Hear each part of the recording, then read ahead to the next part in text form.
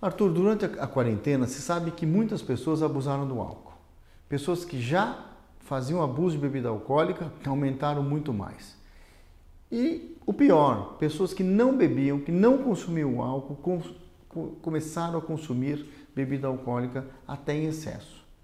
Como você vê isso durante a pandemia? E nós já estamos saindo da pandemia, está acabando, as coisas estão flexibilizando. Como você vê isso após a pandemia? Há um consumo exagerado de bebidas alcoólicas durante a pandemia. Esse consumo aparece, em geral, para uma pessoa em cada quatro. Esse consumo aparece porque algumas pessoas faziam uso moderado nos fins de semana de bebidas alcoólicas e começaram a fazer durante a pandemia todos os dias também. Ou pessoas que já bebiam, por exemplo, uma taça de vinho todas as noites, aumentaram esse consumo para uma taça também durante o almoço e 2 taças à noite. Isso não é dependência ainda, mas isso traz preocupação para qualquer agente de saúde, porque isso pode levar a consequências muito mais graves no futuro. Uma possível explicação para esse aumento do consumo é o uso do álcool como se fosse, entre aspas, um remédio. O álcool ele tem propriedades que são ansiolíticas, mas ele não é um remédio ansiolítico.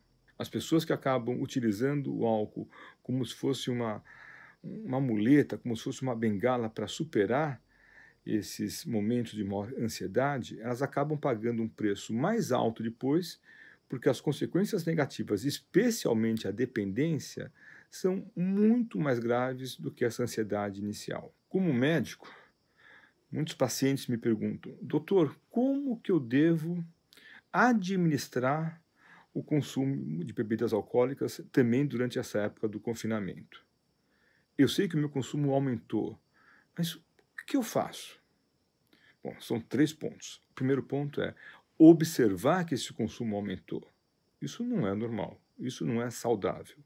Segundo, tentar reduzir esse consumo, no mínimo para parâmetros que eram, entre aspas, normais antes da pandemia. Terceiro, consulte o seu médico. O seu médico clínico, ele conhece você bem, ele conhece o seu corpo bem. Ele pode dar para você parâmetros do que é um consumo normal, do que é um consumo moderado, do que é um consumo social de bebidas alcoólicas. E outra questão é como os familiares podem contribuir tanto para as pessoas que já abusavam do álcool, pioraram durante a pandemia, e agora com a flexibilização, e as pessoas que não consumiam álcool e começaram a consumir álcool. Qual é a importância da participação da família? Roberto, eu acho que os familiares têm uma função, têm um papel absolutamente nuclear, tanto na identificação quanto no apoio, especialmente no tratamento de pessoas com problemas com o uso de álcool. Os familiares têm a função de identificar, apontar, levar esse ente querido, esse ente familiar para algum médico, um psicólogo, alguém que tenha experiência nesse campo. Mas mais importante do que isso, Roberto, eu acho que os familiares têm a obrigação de dar o exemplo. Tem uma frase que eu gosto de repetir: o exemplo não é a melhor forma de você ensinar alguma coisa para alguém. Ponto final. É a única.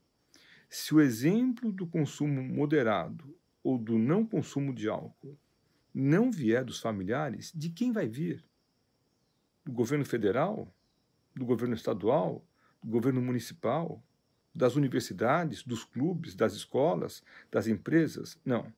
O exemplo mais importante e mais eficaz vem dos familiares.